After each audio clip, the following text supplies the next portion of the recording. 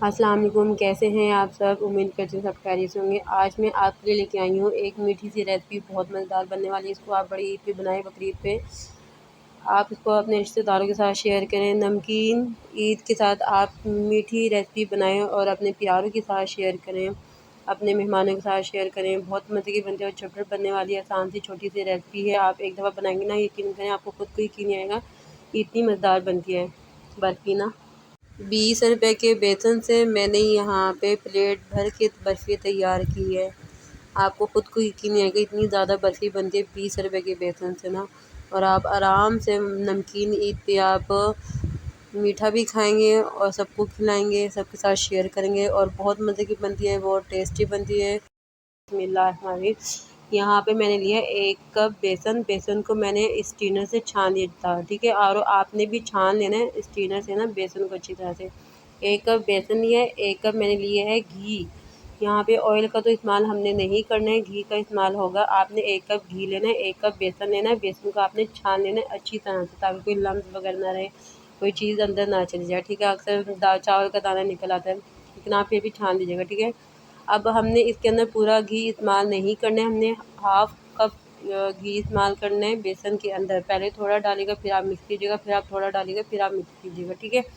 मतलब आप बैटर देख सकते हैं, ना ज़्यादा पतला हो ना ज़्यादा गाढ़ा हो, इसी तरीके से आपका भी होना चाहिए, ठीक है। अब आप उसको रखें साइड पे, बेसन को और घी को जो हमने मिक्स किया है।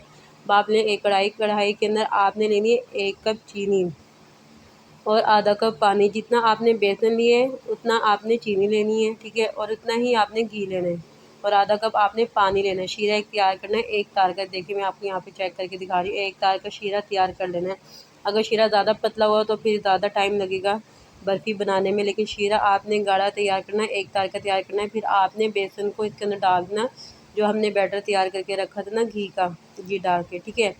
1 कप घी इस्तेमाल होगा, आधा कप घी हमने बेसन में इस्तेमाल किया है और आधा कप घी हम अब कढ़ाई के अंदर बेसन में दोबारा इस्तेमाल करेंगे, थोड़ा थोड़ा डालकर इसकी हम करेंगे भुनाई। और मीडियम आंच होनी चाहिए चूल्हे की, ठीक है। अब थोड़ा सा मैंने यहाँ पे घी डाला है, गरम घी। अगर आप गरम घी नहीं है तो आप ठंडा घी भी डाल सकते हैं, लेकिन यहाँ पे ना ज़्यादा गरम घी इस्तेमाल होता है, क्योंकि जो हलवाई अरे बर्फ़ी बनाते हैं ना वो गरम घी डालते हैं, थोड़ा सा डालते हैं फिर भुनाई करते हैं, फिर डालते हैं फिर भुनाई करते हैं। तकरीबन इसके अंदर 1 कप घी इस्तेमाल होगा। आधा कप हमने पहले कर लिया था बेसन के अंदर, आधा कप हमने बचा लिया था, आधा कप मैं अब इस्तेमाल कर रही हूँ, ठीक है। थोड़ा सा डाला, इसकी मैं भुनाई करूँगी अच्छी तरह से बेसन की। देखिए बेसन का कलर भी चेंज हो गया। बर्फ़ी की निशानी ये है, जब आप इसको घी डालकर भुनाई करेंगे तो जो बर्फ़ी है ना बैटर बिल्कुल फूल जाएगी, ठीक है ना। यहाँ पे फूलना शुरू हो जाएगी। मीडियम फ्लेम पे आप इसको अच्छी तरह से इसकी भुनाई कीजिएगा बेसन की, ठीक है। यहाँ पे देखें थोड़ा थोड़ा करके मैंने घी डाला है और तमाम सारा घी मैंने इसके अंदर डाल दिए और यहाँ पे थोड़ी सी बर्फ़ी फूल भी गई है और कढ़ाई से बेसन बिल्कुल छूट चुका है। देखें यहाँ पे अब कढ़ाई पे ना बेसन चिपक नहीं रहा है, अलग हो गया, ठीक है। यहाँ पे देखें तकरीबन आपको थोड़ा टाइम लगेगा, इसमें ज़्यादातर मेहनत होती है, भुनाई की होती है। अब बेसन बिल्कुल अलग हो गया, आपका भी इसी तरीके से होना चाहिए। जब अलग हो जाए ना तो फिर आपने ना एक थाली लेनी है, कोई प्लेट वगैरह, उसके ऊपर आप ऑयल या घी लगा लीजिएगा और इसको आप डिश आउट कर दीजिएगा। देखिए तो इस थाली पे मैंने थोड़ा सा घी लगा लिया था पहले से। अब बर्फ़ी को मैं इसके अंदर सेट कर दूँगी। अभी बर्फ़ी हल्की सी गर्म है, जब हल्की सी गर्म हो तो आप कटिंग कर लीजिएगा। देखिए यहाँ पे कितनी मज़ेदार बनी है, क्रिस्पी बनी है, जूसी बनी है, नरम बनी है, सॉफ्ट बनी है, ठीक है। आप ये बनाएं, अपने प्यारों के साथ शेयर करें, रिलेटिव के साथ शेयर करें, उनको गिफ्ट करें।